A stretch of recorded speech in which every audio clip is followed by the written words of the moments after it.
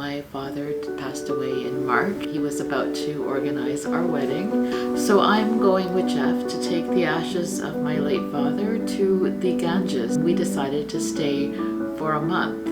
And well, it'll be wonderful to see family and friends. India has an infrastructure that is going to be challenging. I'm Jeff. And I'm Sujata. When you went to travel, I was traveling all over the world, but then came the pandemic. I was traveling too, but I had a stroke in 2016. And now together we're going to travel the world. We discovered romance and adventure.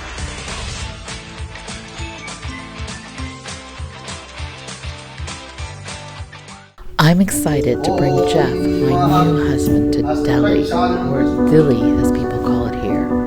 I'm not born here, but since I was a little girl, Delhi is a necessary stop.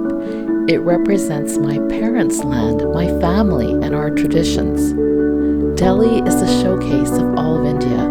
My father's West Bengali and my mother's Punjabi family migrated here and felt at home amongst the close to 33 million Indians from different parts of India who bring their own fashions, food, culture, and language to this capital city. When I was a child, the gulf between these two worlds couldn't be greater. To Westerners who thought samosas, spice, and saris were odd customs, and now gorge on Bollywood and Indian snack foods. In the 1970s, Indian family would rejoice in gifts of old jeans or t-shirts. Now they may only get excited about the latest iPhone.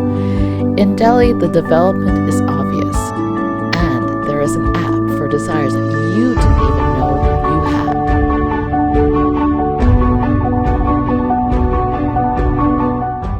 So we're going to be talking about challenges like, for example, sidewalks that are not complete. We're going to be talking about a lot of infrastructure where there's a lot of crowded people.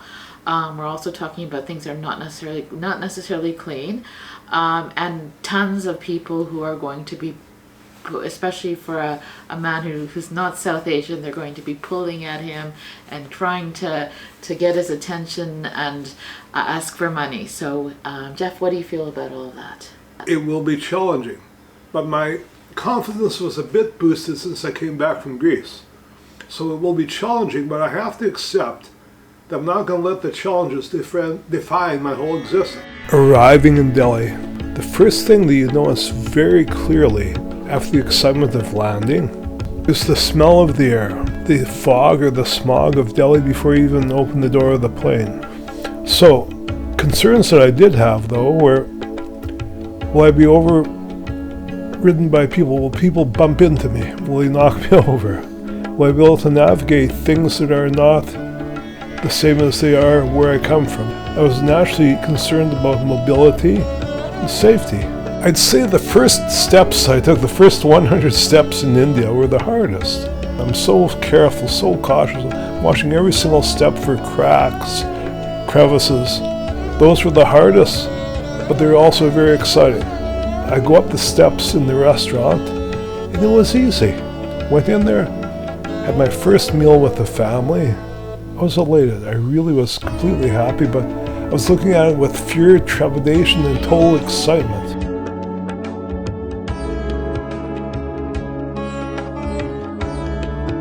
I'm completely impressed by the juxtapositions of different cultures, historic and present, all interfacing here.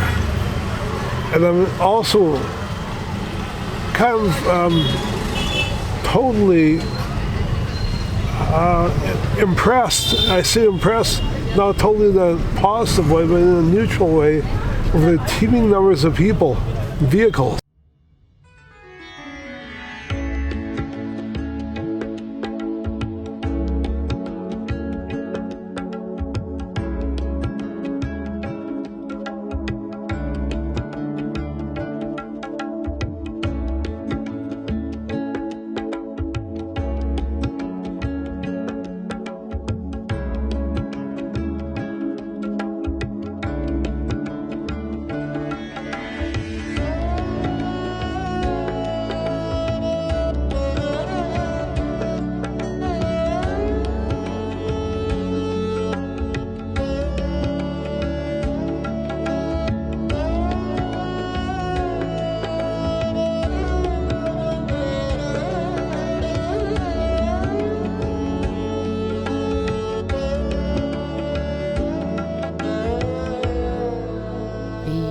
Delhi is an historical site, and it was built by Shah Jahan, the same person who built the Taj Mahal in Agra.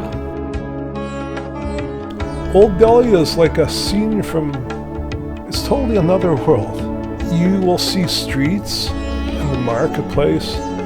You'll be walking between trucks carrying live chickens in cages, people selling things on the street, scooters, rickshaws of every type and sort, people moving back and forth, every scent that's beautiful, every form of architecture is completely fascinating, captivating. You're going to hear 5 different languages in 10 seconds. So it's all those things. Look kind of confusing, but in that confusion, in that chaos, there's real excitement, let me tell you. We went on top of the Haveli, on top of this old hotel, looked at the landscape. It's really in the Muslim quarter of Delhi.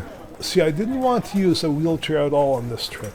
So the porters from the hotel met me at a local police station where I was dropped off. We had to cross the street, which was, as I described previously, with chicken cages. But I did not want to be helped, although I needed help. They were being very gracious and offering me help. So to get into this Haveli, I have to go up these enormously high stairs. Now I can do stairs with railings, no problem. I'll do 100 stairs. If they're 6 to 8 inches high, these were like seemingly 1.5 feet or 2 feet high, which is huge, without railings. So getting into the Haveli was a very strenuous experience.